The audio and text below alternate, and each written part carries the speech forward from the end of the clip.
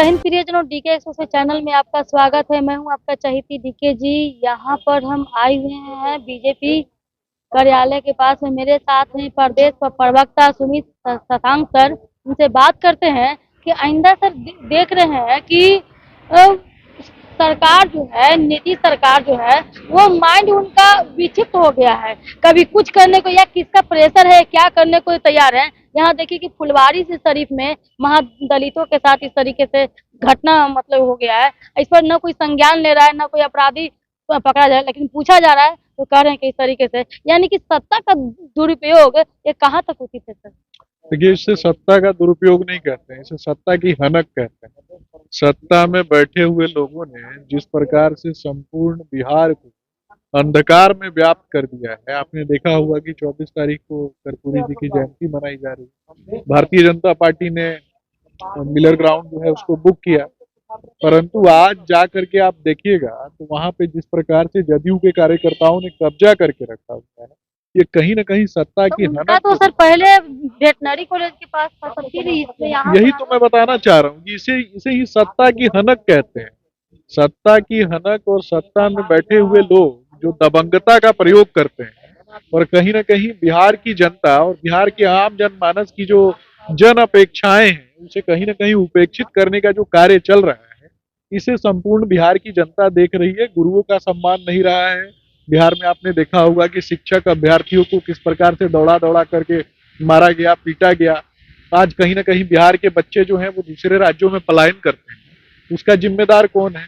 ये पूरा का पूरा बिहार जो है वो कहीं ना कहीं ऐसे अंधकार में व्याप्त है जो कहीं ना कहीं इस बात को दिखाता है कि बिहार के बच्चों का भविष्य क्या होगा।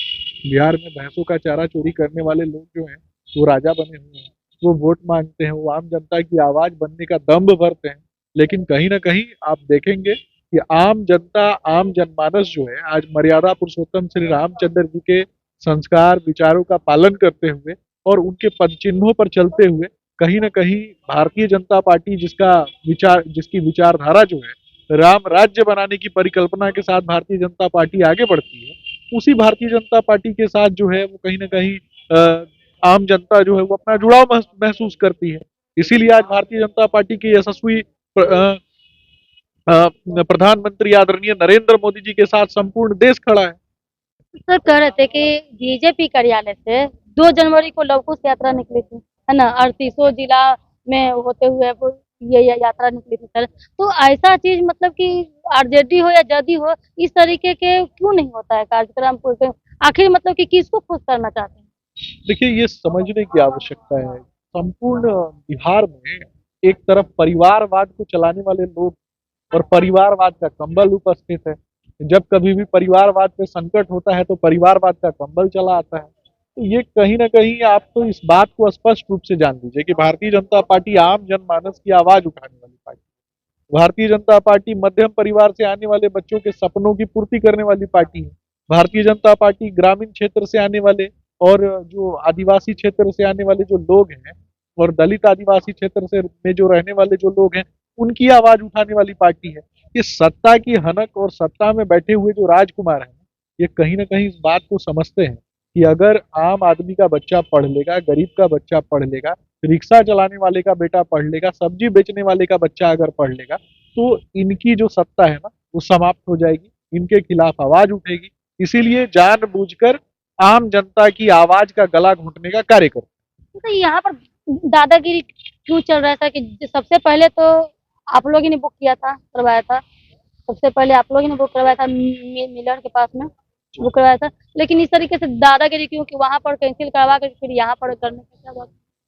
बिल्कुल, ये समझ पूरा बिहार कहीं ना कहीं इस बात को जानता है। जिन लोगों ने जंगल राज पार्ट 1 चलाया, जो लोग आज जंगल राज पार्ट 2 चला रहे हैं, तो जिस प्रकार से जंगल राज पार्ट 1 में हत्या, अपहरण, लूट और आज जंगल राज पार्ट 2 में हत्या, अपहरण, लूट, बलात्कार, बालू माफिया, भू माफिया, शराब माफिया, तो ये कहीं ना कहीं प्रश्रय पा रहे हैं। और इस प्रकार के लोग जब किसी एक विचारधारा के साथ जुड़ेंगे, एक पार्टी की विचारधारा के साथ जुड़े रहेंगे, तो इसी प्रकार का काम करेंगे ना। तो क्या लगता है सर कि इसमें 2024 में लोकसभा का चुनाव, इसमें 40 के 40 सीट बीजेपी के खाता में जाएंगे? निश्चित 40 की 40 सीटें जो हैं वो भारतीय जनता पार्टी के खाते में आने वाली हैं। आम जनता की आवाज है भारतीय जनता पार्टी। और जो लोग आपके चैनल के माध्यम से मुझे देख रहे हैं उनको भी मैं बताना चाहूंगा कि आपकी आवाज अगर आपको लगता है कि ऊपर तक नहीं पहुंच पाती है, तो आपकी आवाज उठाने वाली पार्टी है भारतीय जनता पार्टी। भारतीय जनता पार्टी के विजन के साथ जुड़ने वाला प्रत्येक व्यक्ति कहीं ना कहीं राष्ट्र सेवा की और समाज सेवा की बात को लेकर के आता है। तो राष्ट्र सेवा, समाज सेवा और देश की सेवा और मातृभूमि की सेवा के लिए प्रतिबद्धता के साथ खड़े रहने वाली भारतीय जनता पार्टी के साथ बिहार का प्रत्येक आम जनमानस जो है वो खड़ा है, हम साथ। जी, बहुत बहुत धन्यवाद सर आपका। बस सर का कहना ये था कि ये जो है सत्ता परिवर्तन करने की बात है, और जो भी वीडियो के माध्यम से देख रहे हैं, ये कहने का श्रेय है कि ये जो भारतीय जनता पार्टी है, जो लोगों के हित की पार्टी है और देशभक्त के लिए है, इसके लिए कुछ भी करने के लिए तैयार है। जय हिंद।